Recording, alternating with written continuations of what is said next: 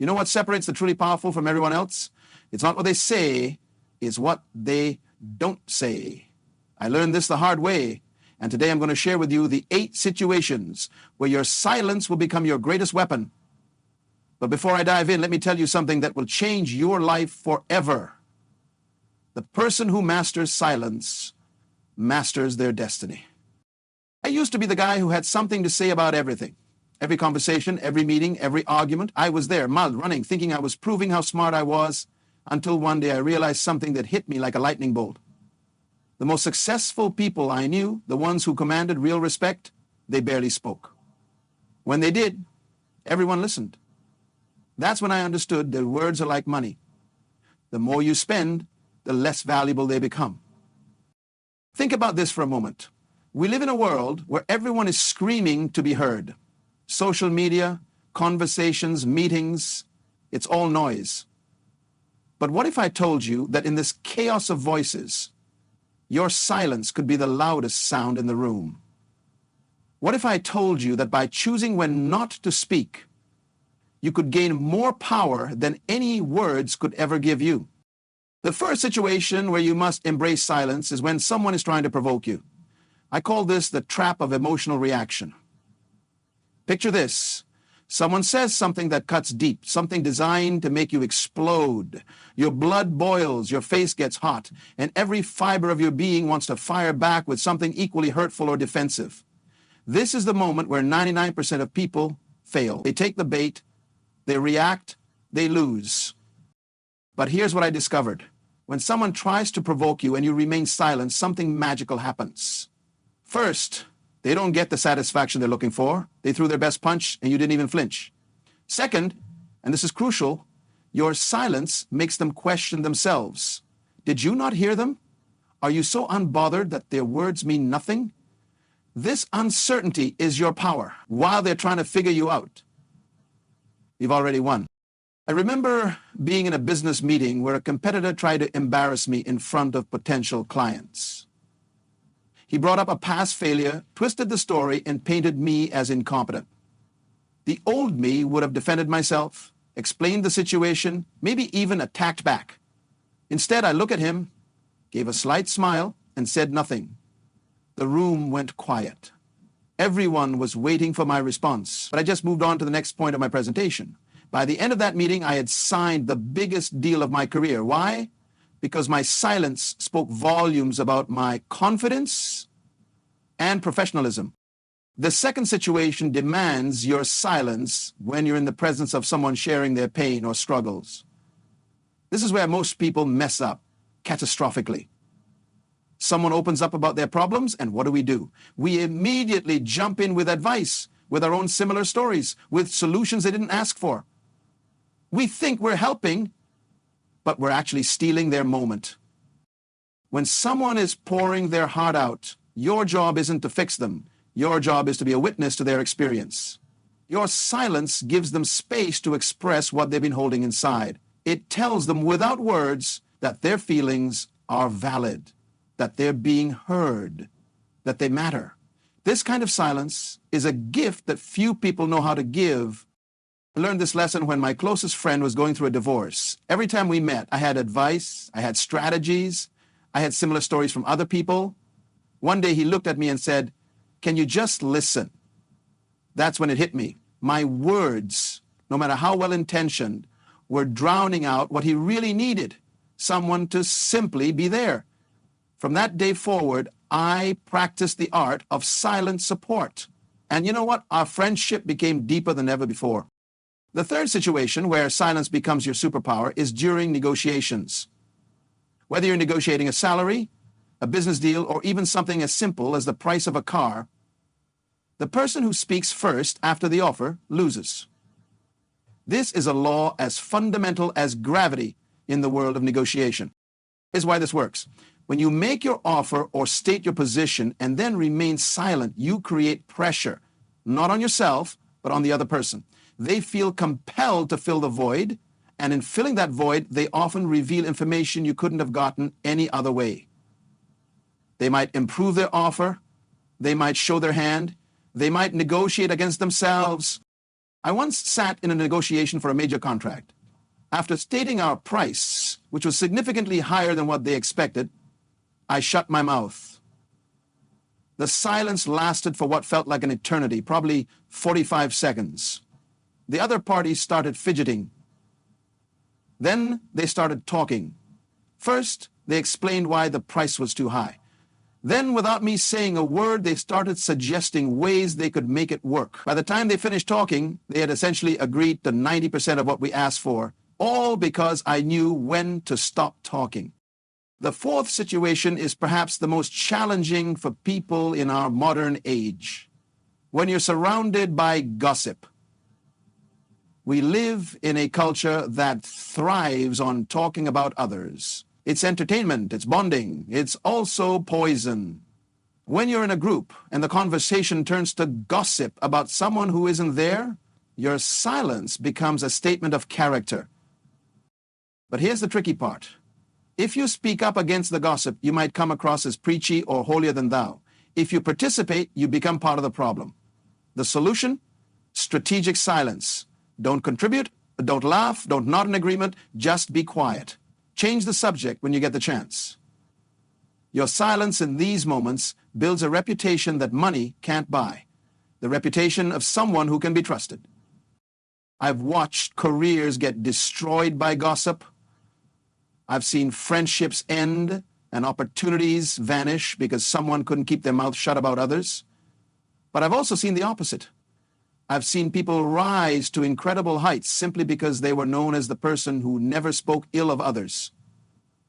When you refuse to participate in gossip through your silence, you become the person everyone trusts with their secrets. You become the safe space in a world full of judgment. The fifth situation where silence serves you is when you're learning something new. We live in an era where everyone wants to appear smart. We interrupt with questions to show we're engaged. We share related experiences to prove we understand. We nod and make sounds of agreement. But all of this noise prevents us from truly absorbing what's being taught. True learning happens in silence. When you're quiet, really quiet, you pick up on nuances that others miss. You hear the things that aren't being said. You notice the body language, the hesitations, the emphasis. You absorb not just the information, but the wisdom behind it. This is why the greatest students are often the quietest ones. They understand that every moment spent talking is a moment not spent learning.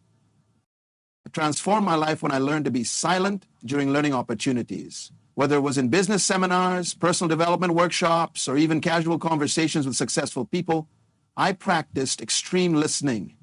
No interruptions, no clever questions to show off my knowledge, just pure, focused silence. The amount of wisdom I absorbed during these silent periods laid the foundation for everything I've achieved. The sixth situation is when you've accomplished something significant. This might seem counterintuitive. After all, shouldn't you celebrate your wins? Shouldn't you share your success? Yes, but not immediately, and not with everyone. When you achieve something great, and you immediately broadcast it, you dilute its power. You turn your achievement into just another social media post, another humble brag, another piece of noise in an already noisy world. Silence after success serves multiple purposes. First, it allows you to fully experience and internalize your achievement. You get to savor it without the need for external validation. Second, it creates mystery. When people eventually find out about your success, and they will, the fact that you didn't announce it makes it even more impressive. It shows that your achievements are for you, not for applause. I built a multi-million-dollar business, and most people in my life didn't know about it for years, not because I was hiding it, but because I wasn't advertising it. When people eventually found out, their respect for me multiplied. They realized I was the kind of person who did things for the satisfaction of doing them, not for the recognition. This kind of silence builds a different level of credibility. The seventh situation where silence is golden is when you're angry. Anger is like fire. It consumes everything in its path, including the person feeling it. When you speak from anger, you say things you can't take back. You make decisions you regret. You burn bridges that took years to build. But when you choose silence in your anger, you give yourself the greatest gift possible. Silence in anger doesn't mean suppression. It means creating space between the feeling and the response. It means recognizing that your angry words will not achieve what you want them to achieve. They won't make you feel better. They won't solve the problem. They'll only create new problems. Every relationship I've seen destroyed, every opportunity I've watched vanish, every reputation I've witnessed crumble, they all had one thing in common: words spoken in anger. I developed a rule for myself.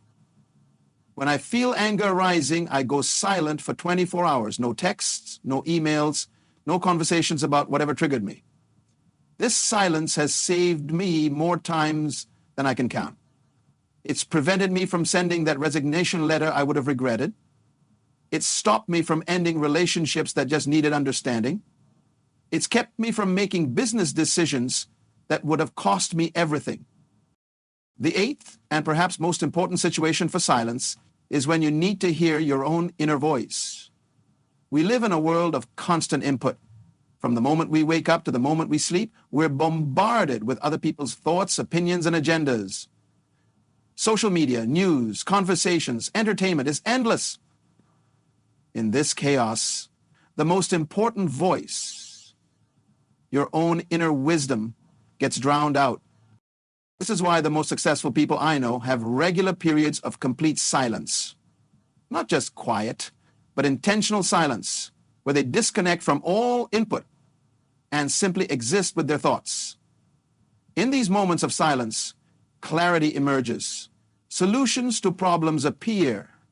The noise of the world fades, and what remains is truth. I practice this kind of silence every morning. Before I check my phone, before I speak to anyone, before I let the world in, I sit in complete silence for at least an hour. In this silence, I've discovered business ideas that have made me millions.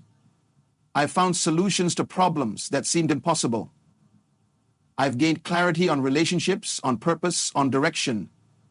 This silence is where my power regenerates. But here's something crucial about mastering silence that nobody talks about. Silence isn't just about not speaking. True silence is about creating space. Space in your mind, space in your reactions, space in your life. It's about understanding that not every thought needs to be expressed, not every opinion needs to be shared, not every battle needs to be fought. When you master silence, you master yourself. You become the person who doesn't need to prove anything to anyone. You become comfortable with being misunderstood because you know your truth doesn't require explanation. You become powerful in ways that transcend words because your presence speaks volumes. Think about the most influential people in history. They weren't the ones who talked the most. They were the ones who knew when to speak and when to remain silent. They understood that words are tools, and like any tool, they're only effective when used at the right time, in the right way, for the right purpose. Random talking is like swinging a hammer at everything. You might hit a few nails, but you'll destroy a lot more in the process. There's a deeper psychology to why silence is so powerful. When you speak less, people lean in more. When you're selective with your words, each word carries more weight. When you master the art of silence, you become like a deep well. People know that when they draw from you, they'll get something valuable, not just surface-level noise. I've tested this in every area of my life. In business meetings, the less I speak, the more my words impact when I do. In relationships, my silence creates space for deeper connection. In conflicts, my refusal to engage in verbal warfare often resolves issues faster than any argument could. This isn't about being passive or weak. This is about being strategic and strong. Let me share something that will revolutionize how you think about communication. We've been taught that communication is about expressing ourselves, about making sure we're heard and understood, but true communication is about creating understanding, and sometimes the best way to create understanding is through silence. Your silence can communicate confidence, wisdom, strength, compassion, and intelligence in ways your words never could. I've walked into rooms where my silence commanded more respect than any introduction could have given me. I've sat in meetings where my quiet observation led to insights that changed the entire direction of companies. I've been in arguments where my refusal to argue led to the other person solving the problem themselves. This is the paradox of silence. By saying nothing, you often say everything. But mastering silence isn't easy. We're conditioned from birth to fill voids with sound. We're uncomfortable with quiet. We associate silence with awkwardness, with not knowing what to say, with weakness. This conditioning runs so deep that most people will never experience the power of intentional silence. They'll live their entire lives in reaction mode. Speaking before thinking. Responding before understanding. Talking before listening. The journey to mastering silence starts with awareness. Start noticing your urge to speak. Notice how uncomfortable you feel when there's a pause in conversation. Notice how desperately you want to share your opinion, your story, your advice. Then, instead of acting on these urges, pause. Let the silence exist. Let it do its work. You'll be amazed at what happens when you start practicing this. Conversations become richer because you're actually listening instead of waiting for your turn to talk. People start confiding in you more because they sense you're not judging or preparing to give advice. Your presence becomes more powerful because it's not diluted by unnecessary words. I want to address something important here. Some people might think that embracing silence means becoming passive or disconnected. Nothing could be further from the truth. The silence I'm talking about is active, intentional, and powerful. It's the silence of a predator waiting for the perfect moment to strike. Not the silence of prey frozen in fear. It's the silence of wisdom, not ignorance. It's the silence of strength, not weakness. When you understand this distinction, everything changes. You realize that your silence is a choice, not a limitation. You understand that by choosing when not to speak, you're exercising the highest form of self-control.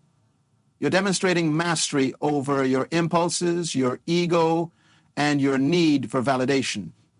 This is what separates ordinary people from extraordinary ones. Let's go deeper into each of these situations because understanding them intellectually is one thing, but implementing them is another. When someone is trying to provoke you, the urge to defend yourself is primal. It's rooted in our survival instincts. But we're not living in caves anymore. The threats we face aren't physical, they're psychological. And psychological warfare requires different tactics. Your silence in the face of provocation is like a mirror. It reflects the attacker's energy back at them. They see their own aggression, their own pettiness, their own insecurity, and because you're not giving them the reaction they want, they're forced to confront these aspects of themselves. This is why silence in these situations often leads to the provocateur either escalating to the point of looking foolish or backing down entirely. I'd use this technique in boardrooms where competitors try to undermine me. I'd use it in personal relationships where people try to manipulate me through emotional triggers. Every single time, my silence was more powerful than any words I could have chosen. It communicated that I was above the petty games, that I couldn't be controlled through emotional manipulation, that I was operating on a different level entirely. When it comes to being silent while others share their pain, this is perhaps the most compassionate form of silence. We live in a fix-it culture. Someone shares a problem and we immediately want to solve it. But most of the time, people don't need solutions. They need to be heard. They need to feel that their pain is valid, that their struggles matter, that they're not alone. Your silence in these moments is a sacred space. It's a container where people can pour out their hearts without fear of judgment or unsolicited advice. This kind of listening, this kind of presence is so rare in our world that when you offer it, you become invaluable to the people in your life. You become the person they turn to, not because you have all the answers, but because you have the wisdom to know when answers aren't what's needed. In negotiations, silence is your tactical advantage. Every negotiation has a rhythm, a dance of offers and counteroffers, of positions and concessions. When you introduce strategic silence into this dance, you disrupt the rhythm in your favor. The other party expects you to respond immediately to their offer.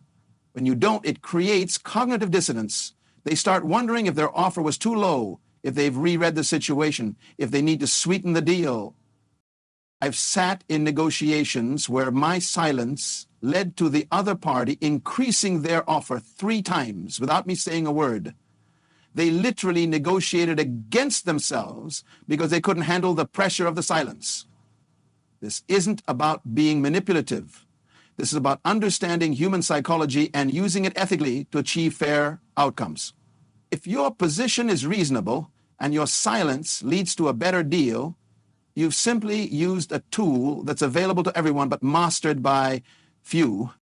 The silence you maintain around gossip is a testament to your character. In every organization, in every social group, there are people who bond through talking about others. It's an easy way to feel connected, to feel superior, to feel like you're part of the inner circle, but this temporary connection comes at a huge cost. It erodes trust, creates toxic environments, and ultimately limits your growth. When you refuse to participate in gossip, something interesting happens. At first, people might think you're aloof or judgmental, but over time, they realize you're trustworthy. They start sharing real things with you, not just surface-level gossip. They seek your advice on important matters. They recommend you for opportunities because they know you can be trusted. Your silence in the face of gossip becomes your calling card, your reputation, your personal brand. Learning in silence is about humility. It's about recognizing that no matter how much you know, there's always more to learn.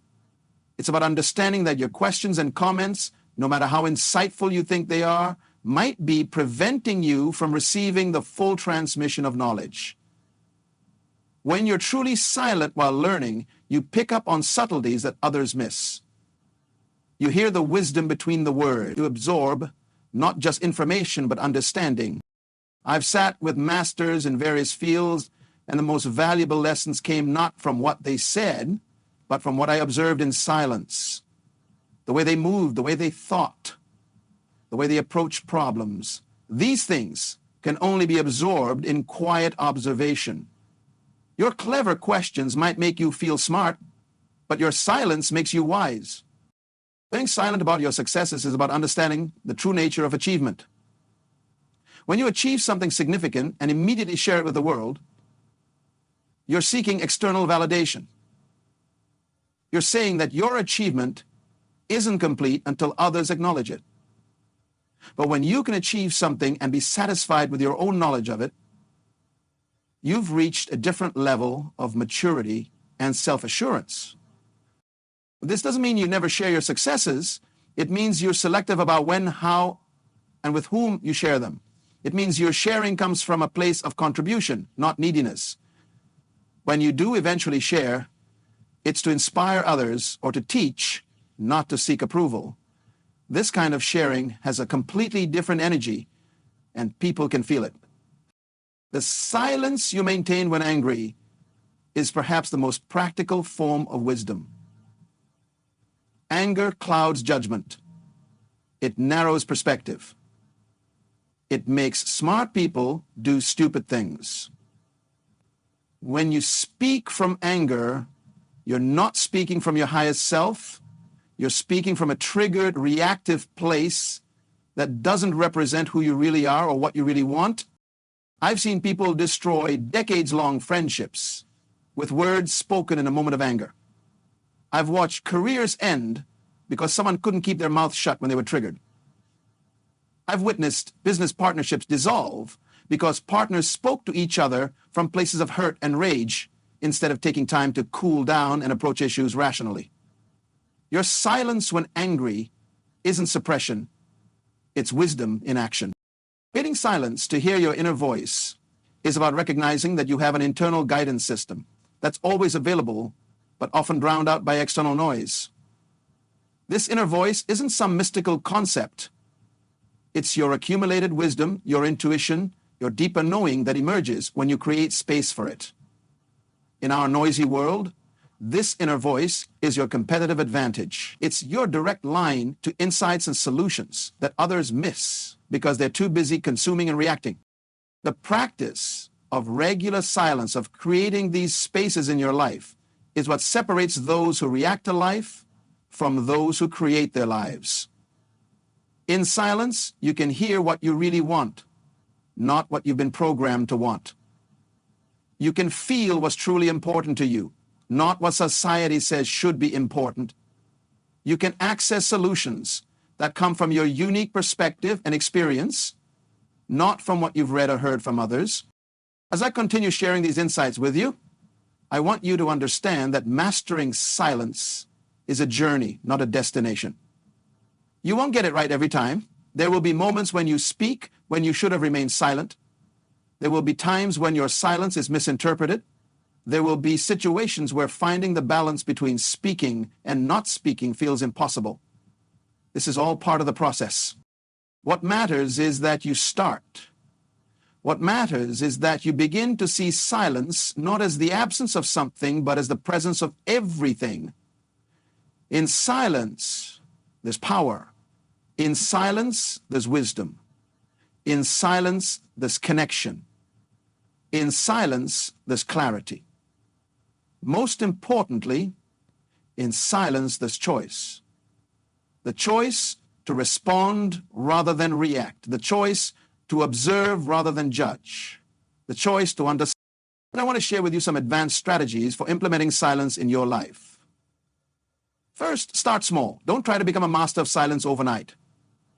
Pick one situation from the 8 I've shared and focus on that for a week. Maybe you start with not responding to provocation. Every time someone tries to trigger you this week, practice your silence.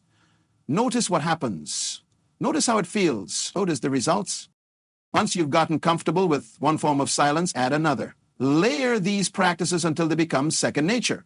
You'll know you're making progress when silence starts to feel more natural than speaking. When your default becomes observation rather than participation. When you find yourself automatically pausing before responding to anything. There's a phenomenon I've observed in people who master silence. They develop what I call presence. When they walk into a room, people notice. Not because they're loud or attention-seeking, but because they carry a different energy. They're centered. They're grounded. They're not trying to prove anything to anyone. This presence is magnetic. It draws people in. It commands respect without demanding it.